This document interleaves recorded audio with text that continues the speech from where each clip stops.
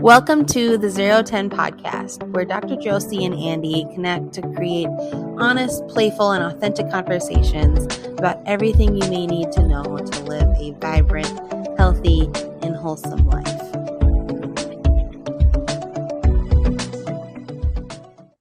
All right, here we go. So welcome back to 010 podcast. Today we have Kristi Keller on with us, with myself, Andy, and Dr. Josie. We've got Kristi Keller somewhere outside of Jamestown. Yes. Kristi. So I apologize if you see semis coming in the background. Yes. That's awesome. Yes. Why don't you tell us who you are? Yes. Well, first of all, thank you so much to both of you for extending an invitation to be part of your podcast. I'm really excited to just have some conversation with you. My name is Kristi. Kristi Pfliger-Keller, and I am just kind of a jack of all trades, expert of none, as most people would say. I do a couple of things. First of all, I always tell people, first and foremost, I'm a wife, I'm a mother, I'm a passionate, creative gypsy, as I call it, like to try all kinds of different things twice if I like it. And I've just worked really hard to get to a point in my life where I am figuring out all the things that I love that give me joy and fill my cup with passion, and how to work those into a career and an alignment. And that's what I'm doing. And so most people go like nuts when I tell them, like, I have 3-4 different jobs that I do, but they're all in a capacity that I can manage and pick and choose to do, and they all use my talents. So first and foremost, I have been doing public speaking probably for close to 30 years on a variety of different topics. So I do a lot of conference events. I do a lot of work with long-term care organizations. My heart and passion is also in elderly care and services, dementia care. I also run a holistic wellness business out of Hazen, North Dakota, and that has been up and running for about 4 years, been doing well. And then also I have a gig with the state of North Dakota that I do, and I work with nursing home recipients, participants, residents that are on Medicaid and have a series of nursing homes that I go to and do visits. So all three of them, I can work together in a really cool schedule that works best to meet my needs, the needs of the work that I do, but it's all things I love. And I'm not sitting still in a cubicle. So it's everything I love. Awesome. Can I just ask, like, how when you say I fit it all into a schedule, like, how? I know. Like, sounds how? crazy, right? Yeah. Well, the really cool thing is a lot of it's in my control.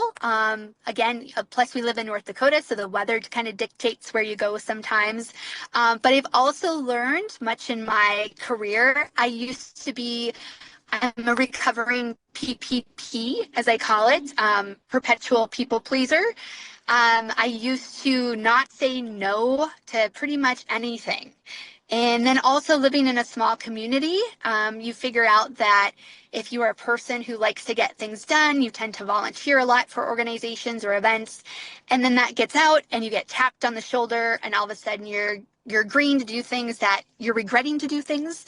And so I've really, over the last couple of years, have gotten more to the point where I try to only say yes to things that I know I can do wholeheartedly and successfully and fit my alignment to. And so that helps as well. So I try to do a good balance between all three of them, if that makes sense. Is there anything that you have that's pretty like a holistic wellness business? I'm assuming that's services, which we'll dive into in a minute. But when it comes to services, like, it's people paying for your time, right? Which means like a set schedule in a way. It is. And what the uniqueness with that business is that I really strive to do that on limited evenings and weekends. And so what that does is actually, I personally experience that a lot of times trying to get in for services. It's difficult, like when you're working full time, or I see a lot of kids. And so you're working around school schedules and activity schedules, and that's difficult as well. And so I really basically have a couple evenings a week that I'm open, and then usually a couple Saturday mornings a month that I'm available. And that really helps accommodate that as well, too. And So makes it easy for the clients I work with to get in as well. Is that out of your home, Kristi, or is that somewhere else?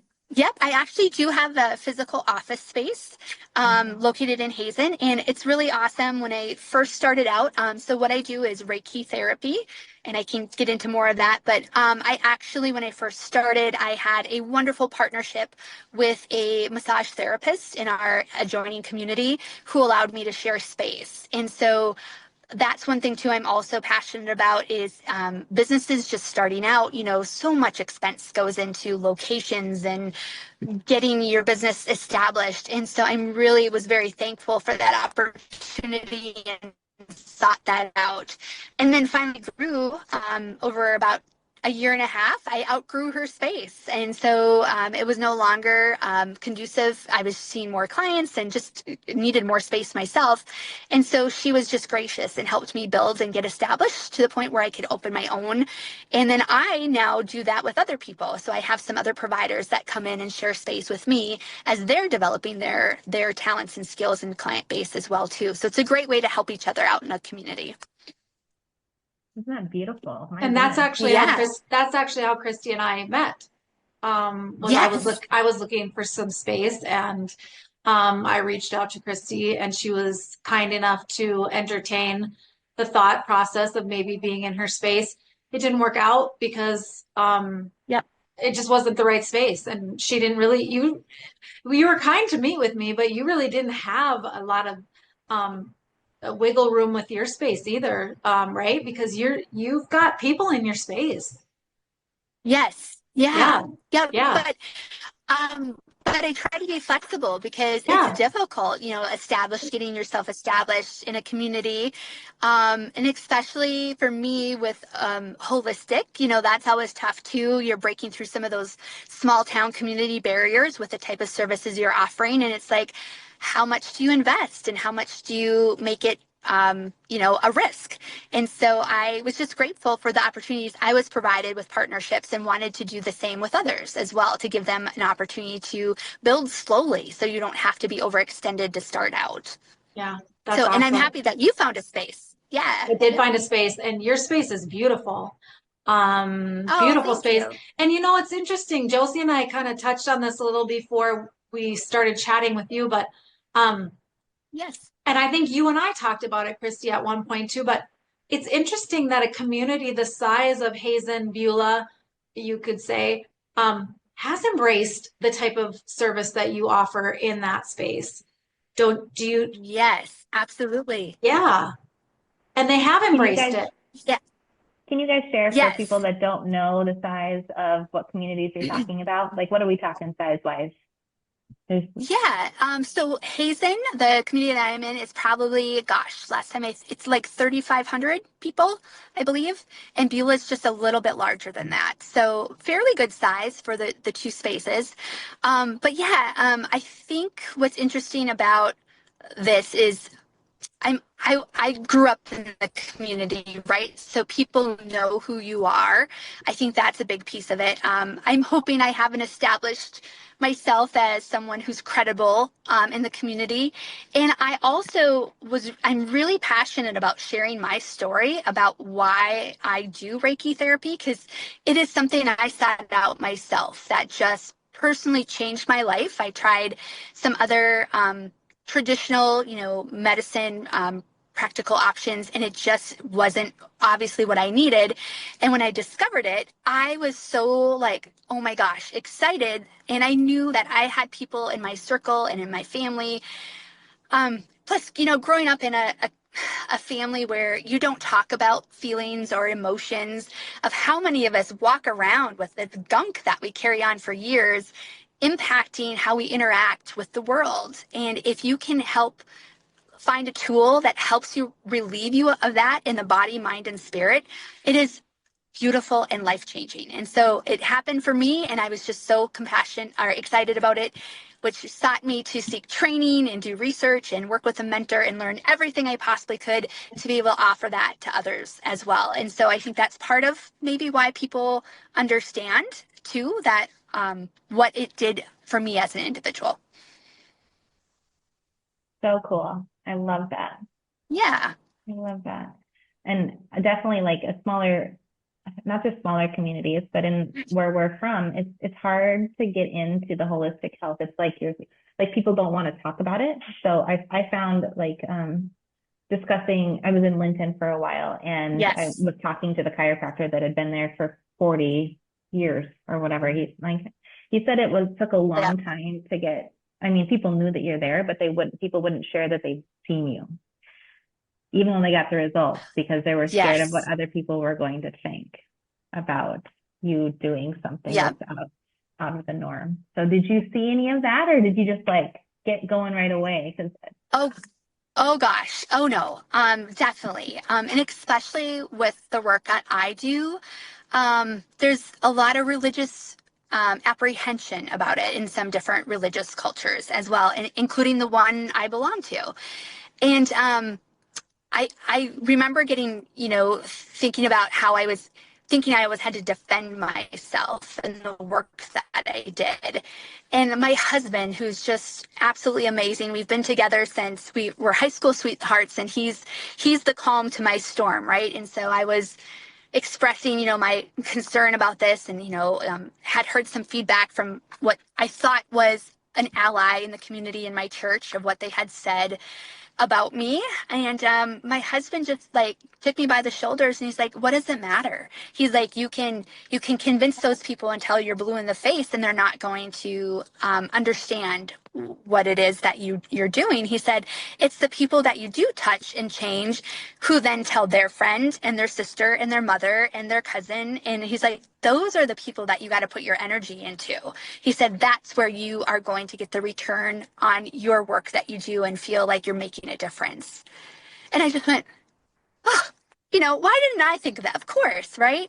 And it's hard, but I hold my head high because I know the work that I'm doing is making a difference, right? I see it in every day in the clients that I work with. And I've had also some amazing connections with school teachers and counselors in my community, because there's so many kids that I work with that get, I will say accidentally, diagnosed with ADHD. I use that term lightly, accidentally, but that seems to be the first go-to answer when it comes to behavior issues. And so much of it comes down to actually emotional regulation, or there's stress in the home and the kid is picking up on it and not sure how they're carrying it in the school, or they're super sensitive and they just want to take care of everybody in their classroom that's hurting, and they just don't know how to handle their own emotions. And so it's those simple tools in education that starts with one parent, and then another parent tells another parent, and another parent tells another parent. And the naysayers, it's hard. They're always going to be there, no matter what work you do. But that's not where my energy is going to go. I've just kind of accepted that at this point. And kill them with kindness, right?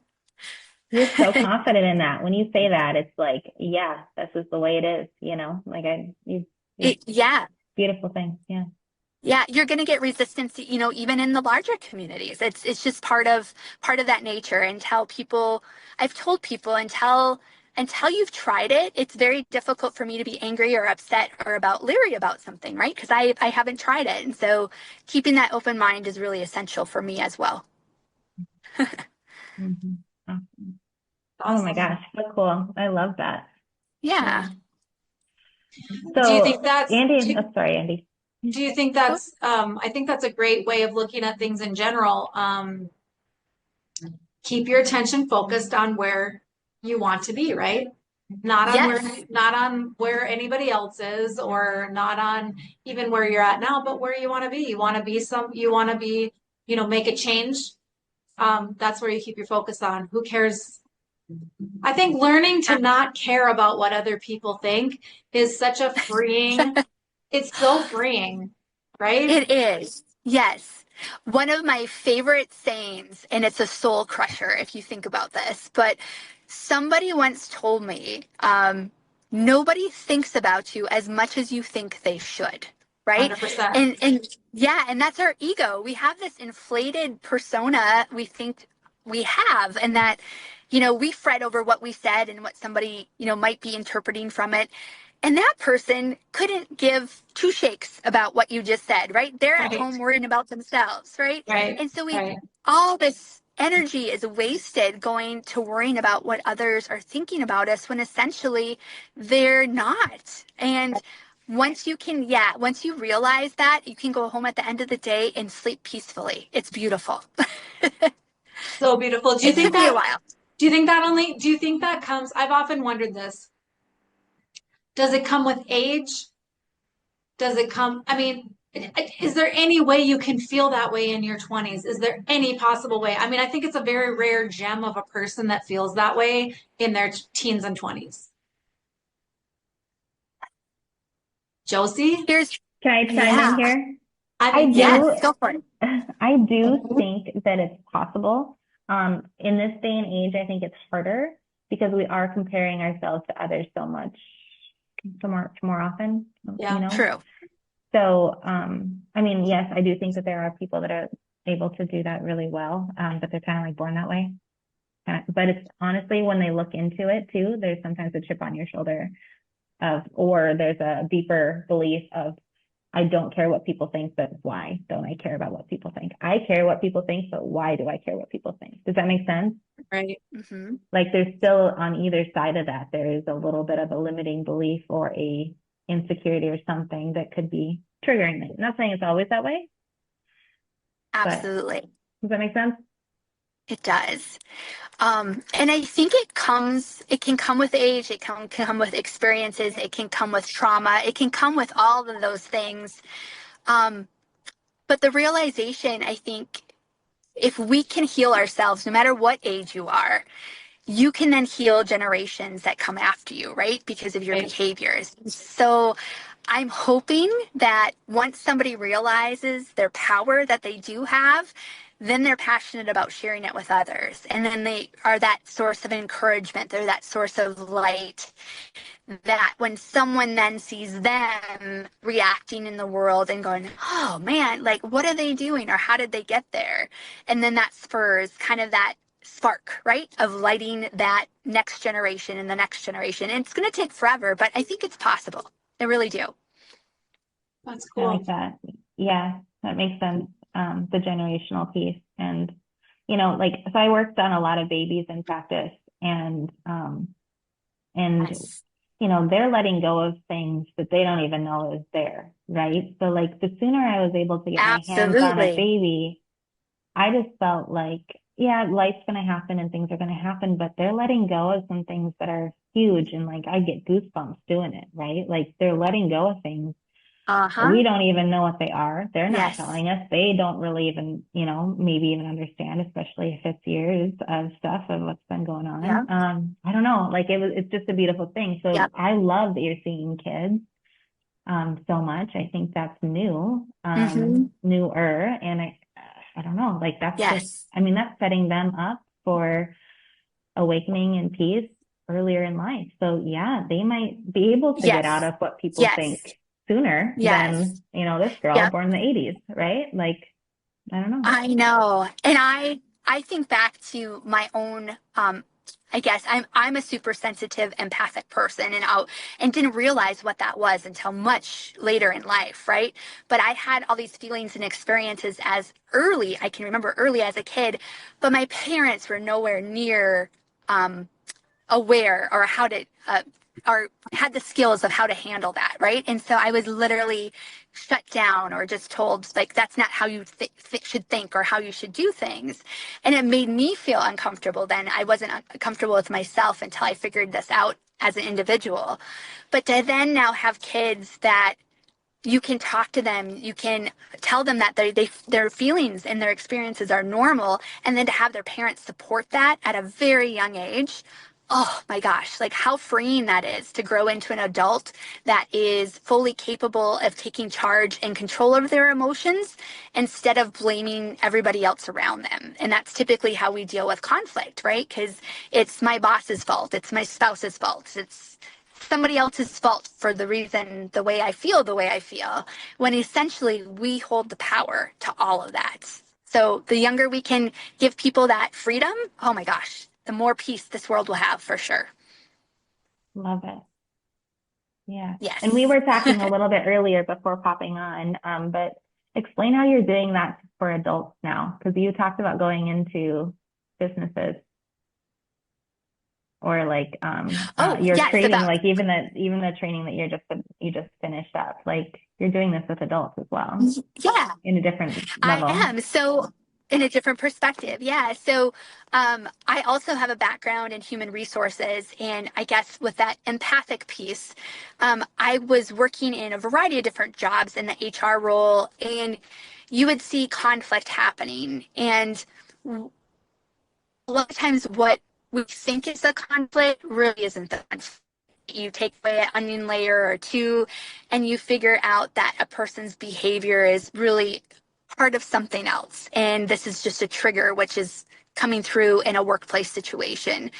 And so, like for today, I actually did a training with a long-term care facility. And that is such a unique institution in itself because, one, you're coming to work in someone's home, right? Their residents are pay to live there, and this is the home they're living in.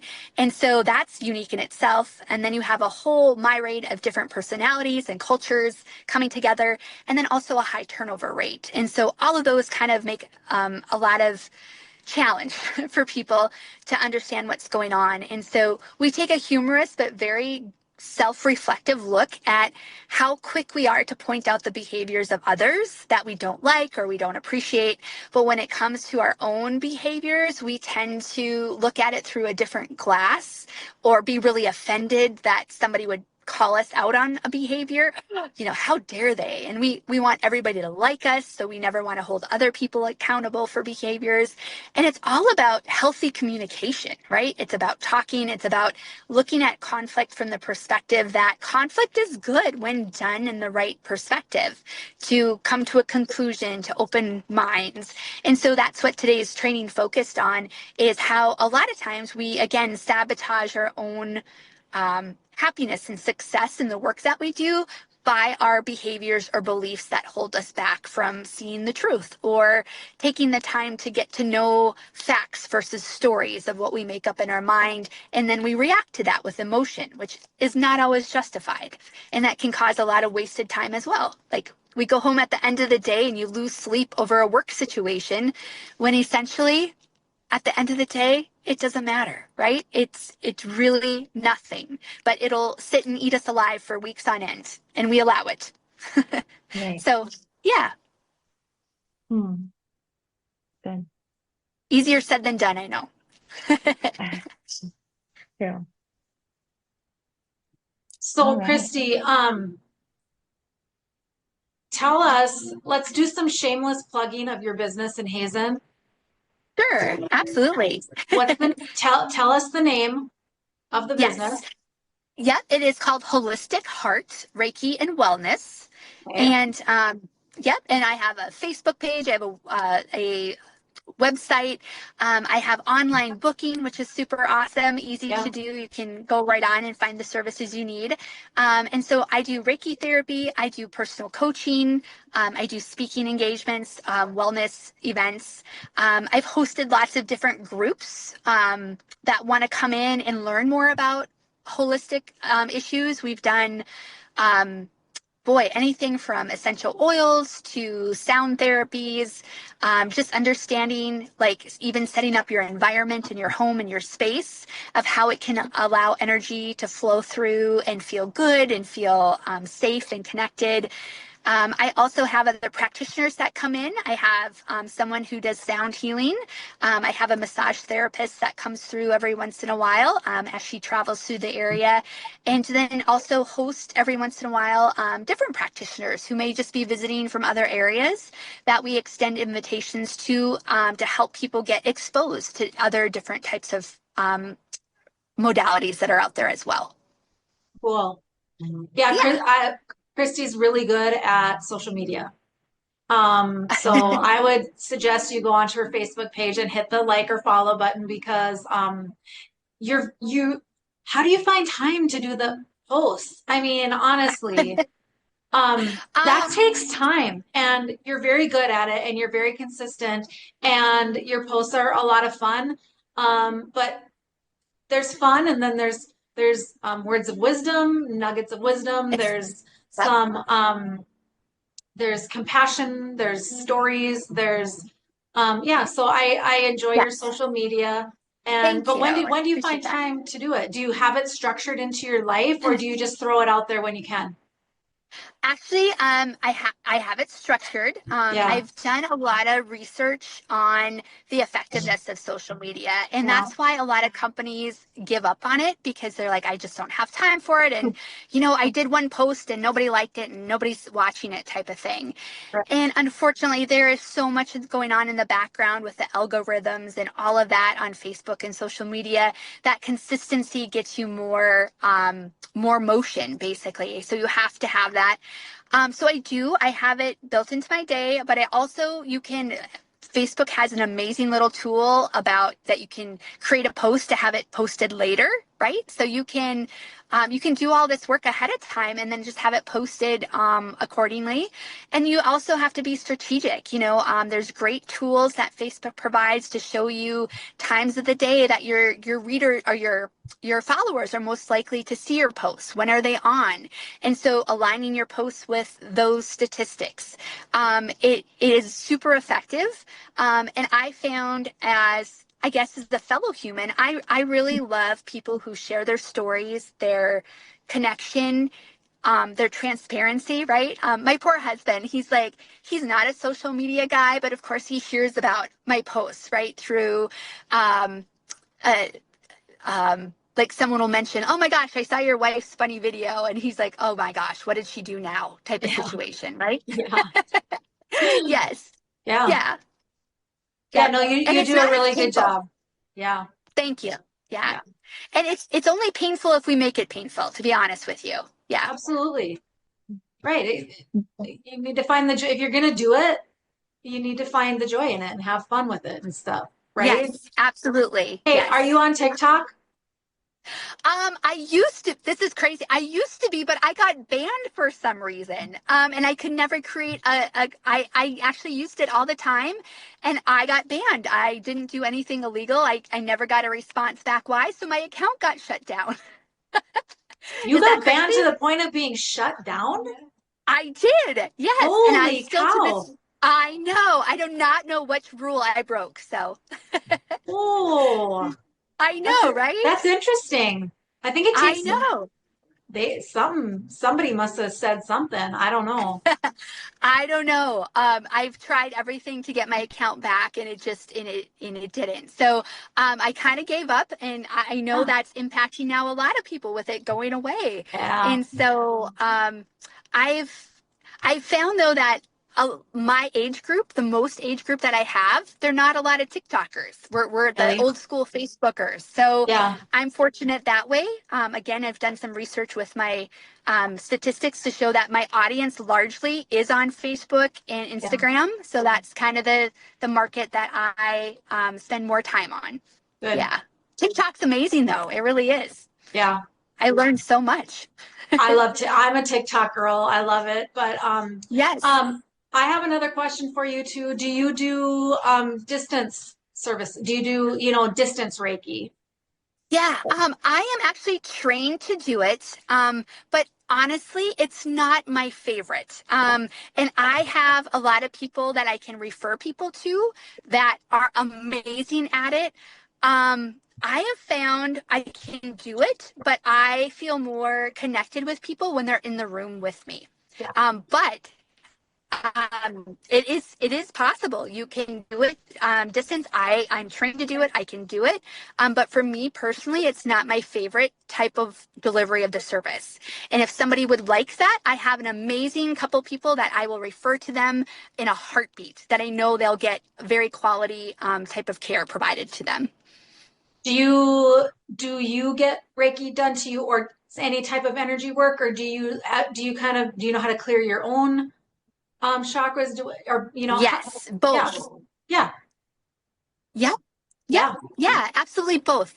That is actually one of the first key components of training that you learn as a Reiki provider.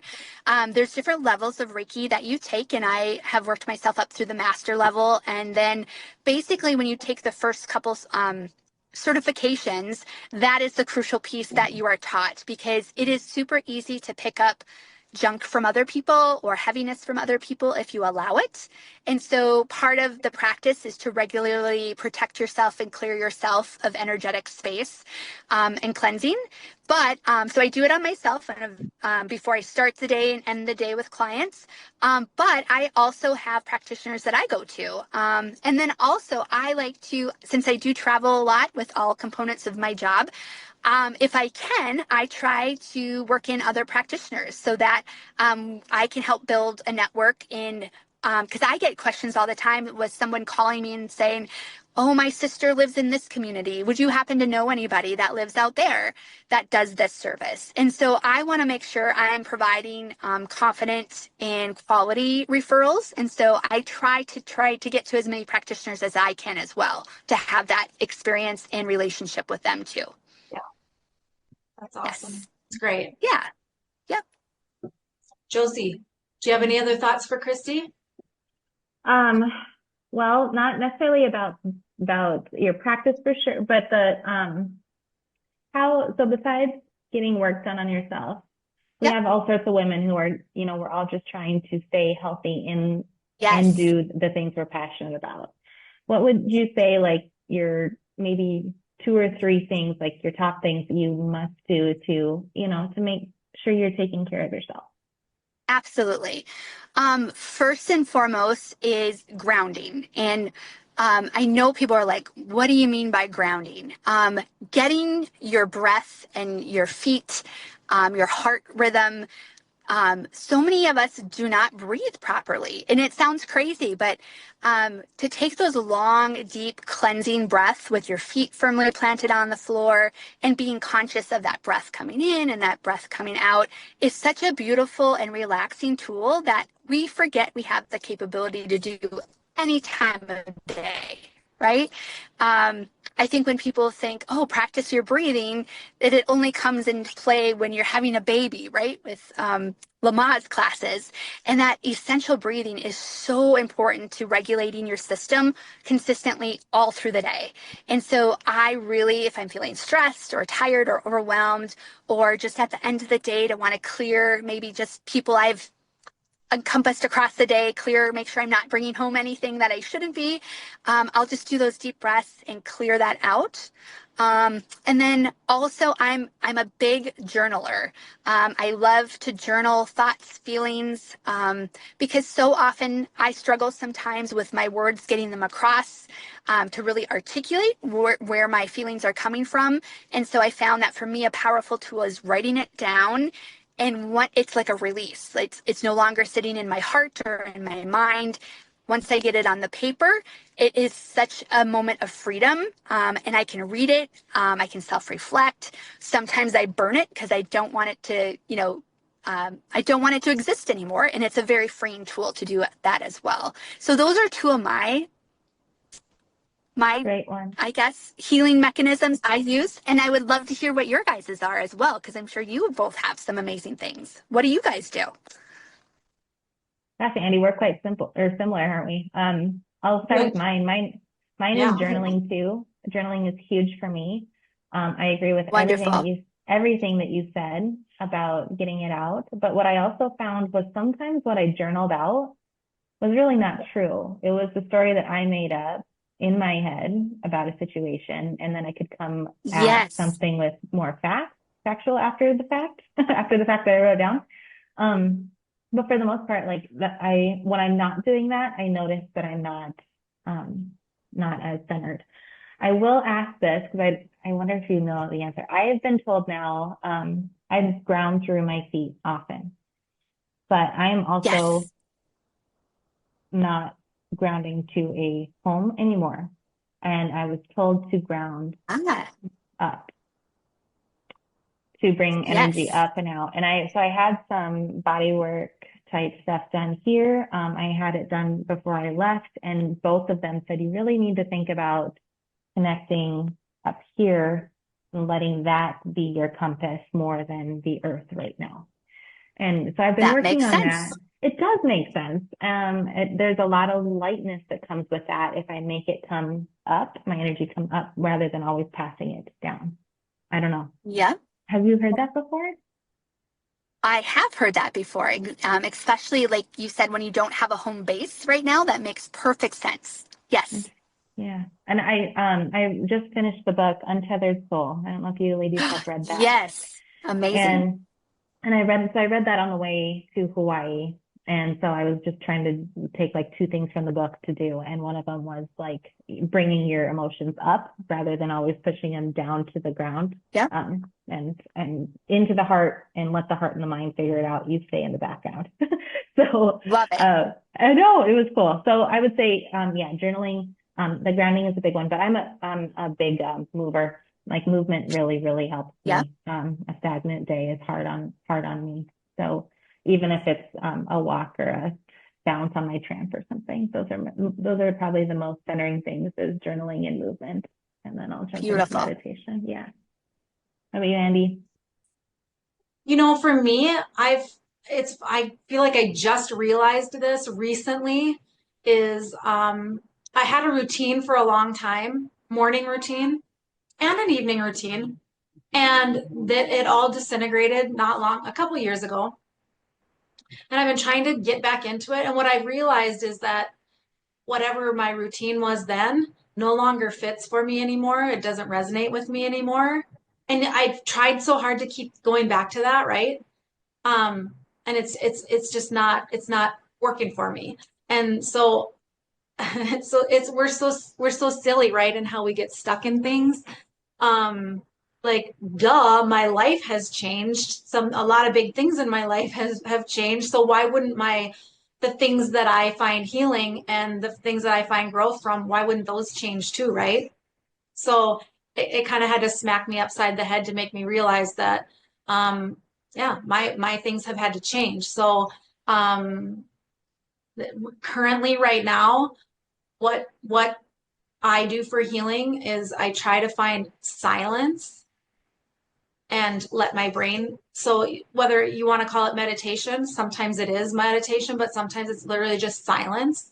I find that in my car. I find that in my, in the morning in my home. And gratitude. That's what I honestly, I found a lot of healing in just every single day saying thank you for every single thing that I've felt, motivated. And there's so many things to say thank you for, right? Even the littlest, tiniest things. Thank you for this. Thank you for this connection, Yes. So many thank yous to come from my day, that at the end of the day, I'm just almost overwhelmed with all the things that I have to be grateful and thankful for, that I find a lot of healing and joy in that. So those recently have become, the last, 6 months or so, those have really been the two things that I've been drawing upon. But sometimes it's yoga stretching, sometimes it's straight up meditation, sometimes it's Bible-based, things that are Bible-based, I'm draw from those. So it's really flows for me. It's the bounce, the trampoline, that type of thing, the vibration plate. Those all have been ways in which just kind of depends on where I'm at in the moment. So I want to make a note of this, that everything we talked about, besides, you might need to find a piece of paper, but you wouldn't have to. You could just write it down and whatever.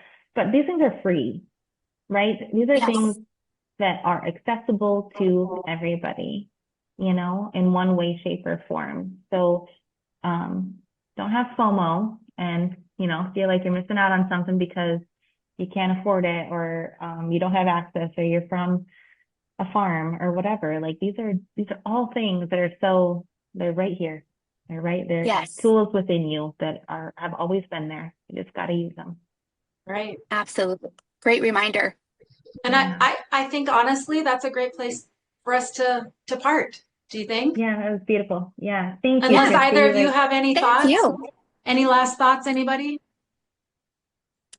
No, Kristi, how do people reach out to you? How do people find you? Yeah, absolutely. You can reach me out on Facebook, Instagram, or even the Holistic Heart Reiki Therapy website. Super easy to find. Just Google Reiki Therapy in Hazen, North Dakota, and I should pop up. I'm the only provider in the area, so super easy.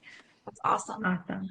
Kristi, thank you so much, and please drive home safely and cautiously, and stop in Bismarck if you need to.